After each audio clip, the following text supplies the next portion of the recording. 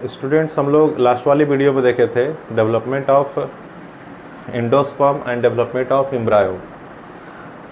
तो जब डेवलप कर चुका है, एम्ब्रियो भी बन चुका है और क्या एंडोस्पर्म भी बन चुका है, इसका मतलब ओविल पूरी तरह से कन्वर्ट हो चुका है सीड के रूप में।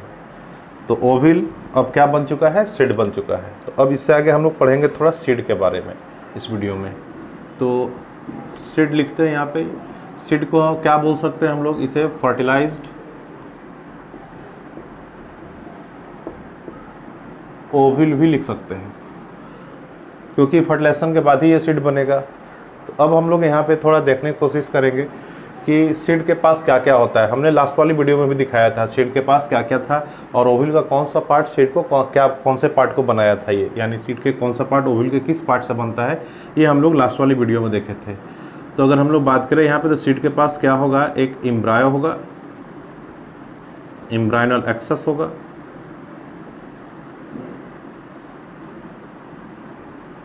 और कोटिलिडन होंगे, रिजर्व फूड जो कंटेन करता है। तो ये एक सीड के पास देखने को मिलता है। अब एम्ब्रियो इसके पास है, इसलिए हम लोग बोलते हैं सीड को क्या कि सीड एक प्लांट का फ्यूचर होता है। कहीं ना कहीं सीड के पास क्या है? एक प्लांट का फ्यूचर कंटेन किए हुए है ये। तो अब ये जो सीड है यहाँ पे जो हम लोग को पढ़ना है इस चैप्टर में, अब ये सीड जो है वो दो टाइप का होता है। जैसे हम लोग पढ़े हैं प्रीवियस क्लासेस में, यानी 11th वाली क्लास में हम लोग पढ़े हैं ऐसा कि ये सीड जो है वो दो टाइप का होता है। एक पढ़े थे आप कि सीड डाइकोट भी होता है, जिसमें दो कोटिलिडन होता था, और एक सीड कैसा होता है? मोनोकॉट होता है, जिसमें सिंगल कोटिलिडन होता है। यहाँ कितने थे? 2 कोटिलिडन। और यहाँ क्या है? Single cotyledon.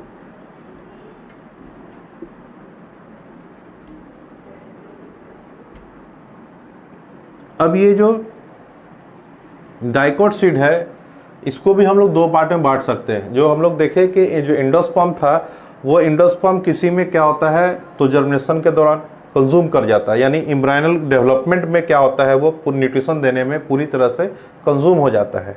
और किसी किसी सीड में वो क्या होता है? प्रेजेंट होता है, जो रेमिनेंट के रूप में वहाँ पे परसिस्ट करता है, प्रेजेंट होता है। तो इस बेसिस पे ये जो डाइकोट सीड जो है ये दो टाइप के हो सकता है यहाँ पे। एक हो सकता है कैसा? एल्बुमिनस सीड जिसे बोलेंगे,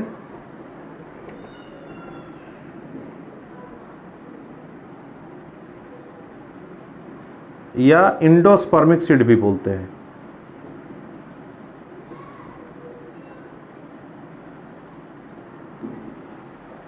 एल्बुमिनस सीड या फिर क्या बोलते हैं इसे? Endospermic seed. दूसरा क्या होगा? नॉन इंडोस्पर्मिक सीड या नॉन एल्बुमिनस।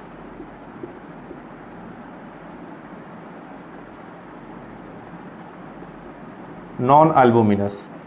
तो ये दो टाइप के हो जाएंगे। अब यहाँ पे क्वेश्चन होता है कि कौन से सीड में क्या होता है हमारा इंडोस्पर्म प्रेजेंट होता है, किस में नहीं प्रेजेंट होता है। देखिए यहाँ लिखा हुआ है ये नॉन इंडोस्पर्मिक, और यहाँ क्या लिखा हुआ है? इंडोस्पर्मिक। तो यहाँ क्या होगा? इंडोस्पर्म प्रेजेंट हो जाता है, यानी प्रेजेंट रहता है यहाँ पे। जर्मिनेशन के दौरान क्या होगा? इंडोस्पर्म प्रेजेंट होगा, यानी पूरी तरह से क्या होगा? डेवलपमेंट में कंज्यूम नहीं हो पाएगा यहाँ पे जो न्यूट्रिशन प्रेजेंट है इंडोस्पर्म के रूप में, या फिर कोटिलिडन के पास जो होता है स्टोर फूड के रूप में। तो यहाँ एग्जाम्पल्स की अगर बात करें तो इसमें आएगा कौन? कैस्टर। यहाँ की अगर एग्जाम्पल की बात करें यहाँ पे, क्योंकि यहाँ क्या हो जाएगा? कंज्यूम हो जाएगा। आप अगर देखे होंगे ग्राम सीड को, अगर देखे होंगे तो ग्राम सीड को जब डाला जाता है, सोइंग किया जाता है सॉइल में, उसके बाद जब जर्मिनेट करता है उस समय आप उससे थोड़ा अपरूट करके देखिएगा, उसका ऊपर वाला कवर रहेगा बट अंदर का पूरा खोखला होगा वो।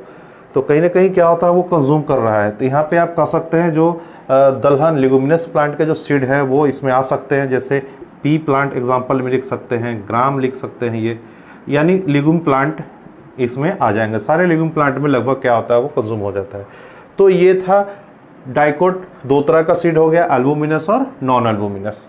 इसी तरह से आप मोनोकॉट पे आएंगे। मोनोकॉट भी ये दो तरह का होगा। ये फिर से एक नॉन एल्बुमिनस या नॉन इंडोस्पर्मिक, या नॉन इंडोस्पर्मिक बोलेंगे इसे।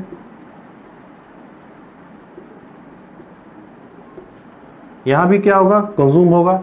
ये किस में होगा ऐसा, ये मोनोकॉट का है। यहाँ पे एग्जांपल होगा ऑर्किड्स, ये ऑर्किड्स प्लांट में देखने को मिलता है। दूसरे तरफ क्या होगा ये, तो दूसरे तरफ अल्बुमिनस सीड आएगा। अल्बुमिनस सीड या इंडोस्पर्मिक बोलेंगे इसे। ये इसका एग्जांपल कौन होगा, तो आप देखे होंगे आपके डेली आप देखते होंगे ऐसा, जैसे आप राइस के बोल सकते हैं, विट का बोल सकते हैं, मेज बोल सकते हैं, इसमें आएगा पैडीज इसको हम लोग बोलते हैं यहाँ पे ये। तो ये सारे यानी सीरियल्स इसको बोल सकते हैं यहाँ पे, सीरियल्स वाले जितने भी हैं यहाँ पे सीड्स वो आएंगे किसके अंदर में, एल्बुमिनस के अंदर में यहाँ पे ये। तो ये हम लोग यहाँ पे देखें कि सीड जो था वो दो टाइप का हो गया कहीं ना कहीं, एक एल्बुमिनस और एक नॉन एल्बुमिनस सीड यहाँ पे ये। इससे आगे हम लोग अगर बात करें यहाँ पे, तो सीड जो है जब हम लोग सोइंग करते हैं तो वो जर्मिनेट करता है। जर्मिनेट करता है उसको हम लोग बोलते हैं यहाँ पे क्या, तो उसके सीड वेबिलिटी बोलते हैं, यानी जर्मिनेशन की टेंडेंसी अलग अलग सीड में अलग अलग होता है। बहुत सारे सीड है वो अपनी वेबिलिटी जो है वो बहुत ही कम समय में लॉस कर देता है, जबकि बहुत सारे सीड्स ऐसे हैं जो बहुत लॉन्ग टाइम तक अपनी क्या होता है मेंटेन करते हैं वेबिलिटी पीरियड को। वो कुछ ऐसे भी सीड है जो 1000 ऑफ ईयर तक क्या होता है अपनी वेबिलिटी को मेंटेन करते हैं। तो हम लोग थोड़ा यहाँ पे देखेंगे, अब सीड वेबिलिटी की बात करेंगे यहाँ पे।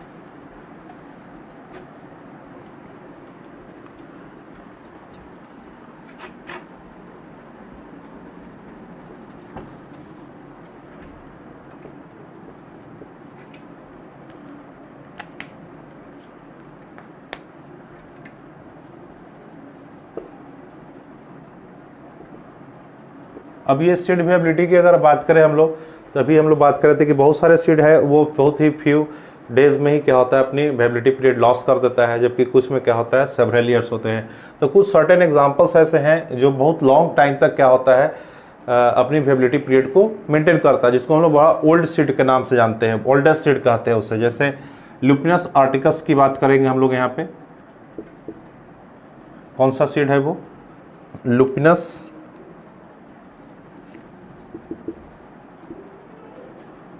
लुपिनस आर्टिकस बोलते हैं।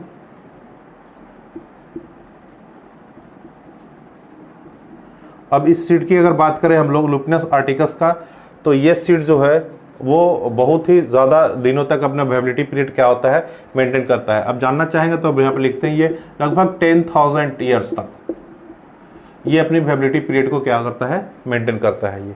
इसलिए हम लोग बोलते हैं क्या कि ये बड़ा ओल्डेस्ट होगा ये, यानी बहुत लॉन्ग टाइम तक क्या होता है मेंटेन करता है ये। अब ये कहाँ मिला था इसकी अगर हम लोग बात करें तो एक्चुअल में जनरली क्या होता है इतने ज़्यादा सीड्स जो होंगे वो कहाँ मिलेंगे इतने ज़्यादा दिनों तक, तो कहीं ना कहीं एक्सकवेशन हो रहा होगा, उसी एक्सकवेशन के दौरान क्या होगा ये मिला होगा। तो ये कहाँ एक्सकवेशन हो रहा था अगर हम लोग बात करें तो ये था आर्कटिक टुंड्रा जगह, आर्कटिक टुंड्रा में ये मिला था कौन, लुपिनस आर्टिकस नाम का सीड, जिसकी वेबिलिटी पीरियड 10,000 ईयर्स थी ये। उसी तरह से एक और हम लोग बोलेंगे डेड पाम की बात करते हैं, ये फियोनिक्स डेक्टाइलिफेरा,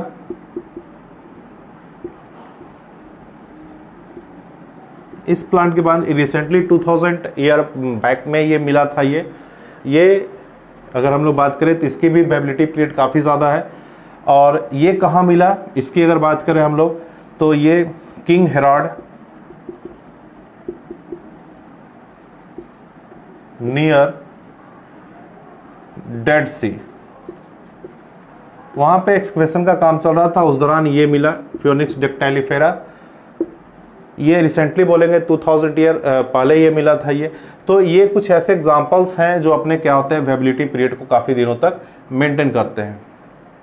अब हम लोग पढ़ें यहाँ पे थोड़ा एक डॉर्मेंसी का भी टर्म यूज़ करता है। डॉर्मेंसी ऐसे हम लोग एक चैप्टर पढ़ना है जो हम लोग पढ़े थे 11th में, वहाँ पे हम लोग देखे थे डॉर्मेंसी क्या होता है, इनएक्टिविटी जिसको या पैसिवनेस बोलेंगे।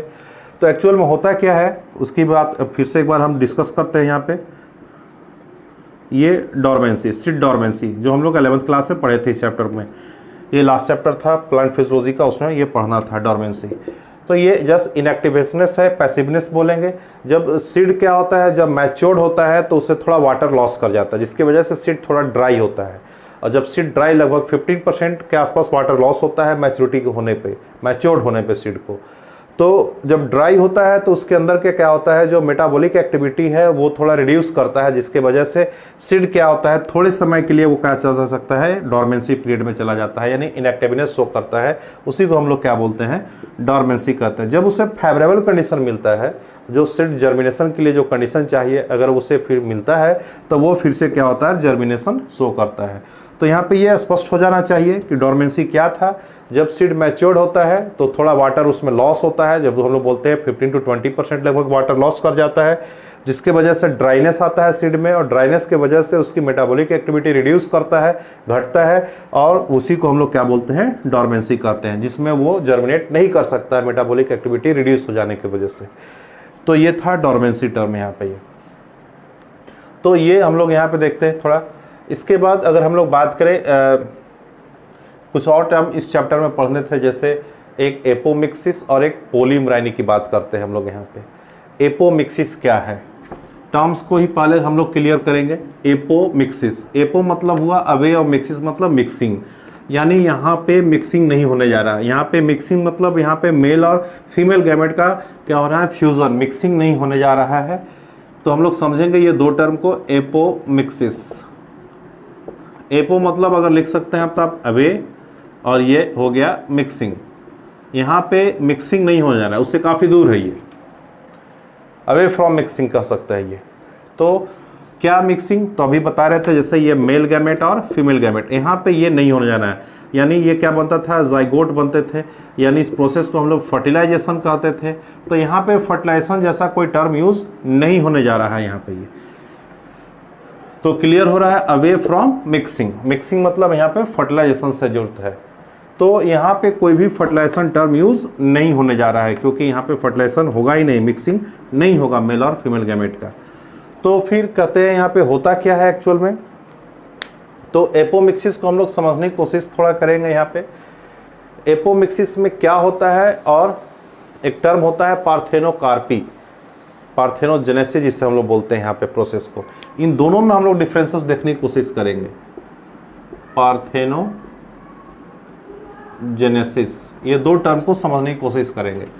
एपोमिक्सिस, यहाँ पे बोल रहे थे मिक्सिंग नहीं होगा, तो हम लोग पढ़ चुके हैं कि ये एम्ब्रायनल सैक है, इसके अंदर ये 3 सेल होते थे, 2 सिनर्जिड होते थे, और ये पोलर न्यूक्लियाई। ये आपको आइडिया होगा, पढ़ चुके हैं हम लोग ये एक सेल, ये सब हैप्लोइड होते थे, ये सब के सब हैप्लोइड है, एन है ये। तो यहाँ पे जब मेल गैमेट आता था तो यहाँ पे फर्टिलाइजेशन वाली प्रोसेस होता था, अब वो नहीं होने जा रहा है यहाँ पे ये फर्टिलाइजेशन। तो होगा क्या, अगर बात करें हम लोग यहाँ पे, तो ये इसी में से कोई सेल जो होगा वो बिना फ्यूजन किए हुए, बिना फर्टिलाइजेशन का क्या बना देगा, वो जाइगोट और इम्ब्रियो में कन्वर्ट करेगा। और जब इम्ब्रियो बनेगा तो क्या बोलेंगे, सीड का फॉर्मेशन हो जाएगा। जब इम्ब्रियो फॉर्मेशन होगा तो ये ओवल किस में कन्वर्ट कर जाएगा, सीड में। तो एपोमिक्सिस में अगर हम लोग यहाँ लिखें तो फाइनली कहेंगे कि यहाँ एक्चुअल में सीड का फॉर्मेशन होता है विदाउट फर्टिलाइजेशन सीड। हम लोग जो पढ़े अभी उसमें हम लोग पढ़े double fertilization. Double fertilization angiosperm के केस में था, और ओविल किस में कन्वर्ट करता है, फर्टिलाइजेशन होने के बाद सीड में। यहाँ भी सीड ही बनेंगे लेकिन बिना फर्टिलाइजेशन का बनेगा, इसे हम लोग क्या बोलेंगे, एपोमिक्सिस कहेंगे। अब ये कैसे हो सकता है, जैसे ये एक सेल था ये, अब ये एक सेल डायरेक्ट कन्वर्ट हो सकता है, यानी कि इसमें बिना फर्टिलाइजेशन के ये क्या होगा, जाइगोट और इम्ब्रियो जैसा बन गया ये। तो हम लोग इसे क्या बोलेंगे, अगर इम्ब्रियो बन गया तो फिर क्या बन जाएगा, ये इसको सीड कहना शुरू करेंगे। इम्ब्रियो बनने का मतलब सीड में कन्वर्ट हो गया ये। तो इस तरह से अगर होता है तो इसको हम लोग क्या बोलेंगे कि एपोमिक्सिस शो किया यहाँ पे ये। या फिर हो सकता है कोई इसके आसपास का जो सपोर्टिंग सेल, जैसे हम लोग न्यूसेलस की बात करते थे यहाँ पे ये। अब ये जो न्यूसेलस है, हो सकता है इस न्यूसेलस का सेल क्या हो, ये यहाँ पे डिवाइड करते हुए एम्ब्रायो सैक के अंदर आए, और फिर ये क्या हो, जाइगोट का फॉर्मेशन, और फिर ये इम्ब्रियो का फॉर्मेशन कर ले। तो इसे भी हम लोग क्या बोलेंगे, यहाँ भी कोई फर्टिलाइजेशन नहीं हुआ, यहाँ डिप्लॉयड क्या होगा, इम्ब्रायो का क्या होगा, फॉर्मेशन होगा, ये इम्ब्रायो का फॉर्मेशन हुआ ये। यहाँ भी ये कैसा होगा, हैप्लॉइड था ये, क्योंकि एक सेल से बना यहाँ पे। तो इस पूरे जो बनने की एम्ब्रायो बनने की जो प्रोसेस है इसको हम लोग क्या बोलेंगे, एपोमिक्सिस, क्योंकि यहाँ बिना फर्टिलाइजेशन का क्या हो रहा है, एम्ब्रियो मतलब यहाँ पे सीड का फॉर्मेशन हो रहा है। यानी एपोमिक्सिस का मतलब हुआ यहाँ पे formation of seed without fertilization, इसे हम लोग क्या बोलेंगे, एपोमिक्सिस। दूसरी तरफ एक टर्म था हमारे पास पार्थेनोजेनेसिस। क्या था टर्म, पार्थेनोजेनेसिस। पार्थेनोजेनेसिस की अगर बात करें, एक मिनट और यहाँ पे कभी आपको लिखेगा रिकरेंट। रिकरेंट का मतलब हुआ कि अगर डिप्लॉयड सेल डिप्लॉयड एम्ब्रियो बनाता है उसको हम लोग बोलते हैं रिकरेंट, क्योंकि वो अपनी पोलॉइडी को मेंटेन रखा। दूसरी तरफ बात कर रहे थे पार्थेनोजेनेसिस, इस टर्म को भी समझेंगे। एपोमिक्सिस मतलब क्लियर हो जाना चाहिए, formation of seed without fertilization. यहाँ क्या होता है, तो यही ओव्यूल जो है इसके चारों तरफ ओवरी होता है, यह स्ट्रक्चर भी हम लोग देखते हैं। ये ओव्यूल है और ये ओवरी है। अब क्या होता है, यहाँ पे कोई हार्मोन सिक्रीट होता है प्लांट के अंदर, और ये हार्मोन के वजह से अभी फर्टिलाइजेशन नहीं हुआ ओव्यूल के अंदर। सपोज हो सकता है ये सेल बन चुके होंगे, ये ओव्यूल मैच्योर्ड होगा, इसके अंदर ये सेल होगा, लेकिन कोई मेल गैमेट आया नहीं और कोई फर्टिलाइजेशन नहीं हुआ, और यहाँ हार्मोन्स इसको क्या हो गया, सप्लाई हो गया। तो ये हार्मोन की वजह से ये ओवरी जो है इसके चारों तरफ, ओव्यूल के चारों तरफ क्या होगा, फ्रूट्स का फॉर्मेशन कर देगा। तो अब क्या हो गया, इसके अंदर फर्टिलाइजेशन हुआ नहीं, तो ये क्या होगा, ये सीड नहीं बन पाया, सीड में कन्वर्सन नहीं हो पाया, इसलिए क्या हो गया, इसके अंदर बोलेंगे कि ये फ्रूट्स में कन्वर्ट कर गया। ये जो ओवरी है किस में कन्वर्ट कर गया, फ्रूट्स में कन्वर्ट किया, जिस इस फ्रूट्स के अंदर सीड नहीं प्रेजेंट होंगे। तो यहाँ पे बोलेंगे, समझ अब तो क्लियर हो गया होगा कि पार्थेनोजेनेसिस में क्या होता है, एक्चुअल में formation of fruits without fertilization. बिना फर्टिलाइजेशन का जो ओवरी है वो फ्रूट्स में कन्वर्ट कर जाता है, जबकि यहाँ क्या होता है, विदाउट फर्टिलाइजेशन सीड का फॉर्मेशन होता है। तो पार्थेनोजेनेसिस में सीड का फॉर्मेशन नहीं होता है, जबकि एपोमिक्सिस में सीड का फॉर्मेशन होता है विदाउट फर्टिलाइजेशन। यहाँ भी फर्टिलाइजेशन नहीं होता है और क्या हो गया, पूरा का पूरा ये ओवरी फ्रूट्स में कन्वर्ट कर जाता है। ये हार्मोनल इम्पैक्ट होता है यहाँ पे ये। और इसका एग्जाम्पल क्या होगा, बनाना, जिसको हम लोग पहले भी लिखे थे ये। तो ये दो टर्म्स थे यहाँ पे। एक टर्म्स और है जिसको भी हम लोग क्लियर करेंगे, वो टर्म है पोली इम्ब्राइनी।